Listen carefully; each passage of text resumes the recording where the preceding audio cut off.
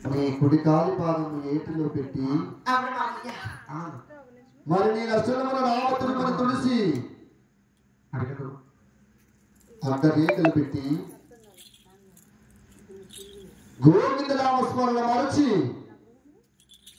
హరహర శివ శివ శంభో శంకర్ అంటూ మన వాల్గొండకు బయలుదేరుతాం. మరి పలుకుతావు కదమ్మా. అలాగే మామయ్య.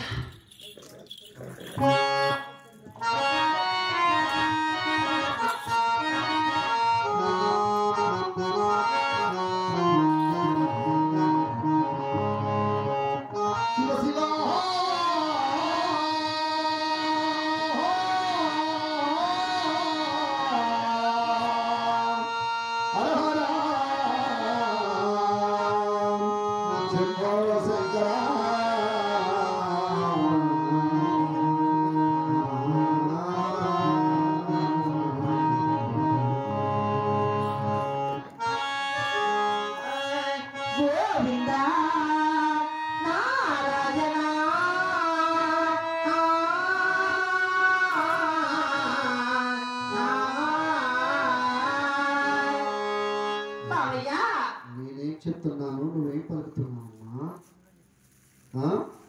గోవింద వాక్యము గొంతులు పుట్టినది అని అమ్మా కూడా గోవింద అంటే గొంతులు వస్తున్నా వారికి నాలుగలు వస్తాను. జోగి వచ్చిన జంగం వచ్చిన అరహర శివ శివ శంభో శంకరాటు శివుని కొలవాల్సిందన్న వానుగుండలో ఆయనను 1 2 3 అన్నారు పెద్దల శాస్త్రం. నేను చెప్పినట్టు పలుకుతావు కదా తల్లి.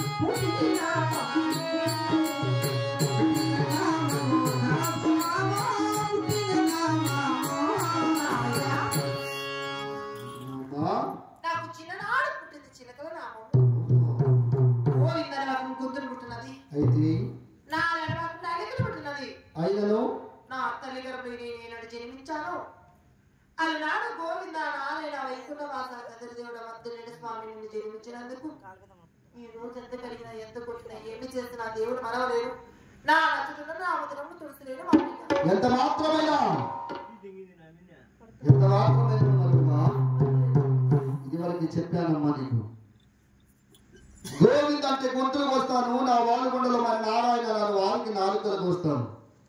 జోగి వచ్చిన జంగం వచ్చిన అరహర శివ శివ శంభో శంకరాటు శివుని కొలవాల్సింది నా వాలుగొండలో అయినను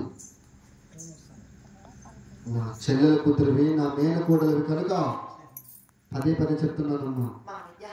నా మాట విన్నామంటే అది ఆ తాళమిడ ఇష్టైశ్వర్య కనుక బహుభాగ్యములు కలిగిన యొక్క తాళమిడ ఉంచుతాను కనుక మీ పెద్దవారు చెప్పినట్టు వింటారు మామయ్య. కదమ్మా.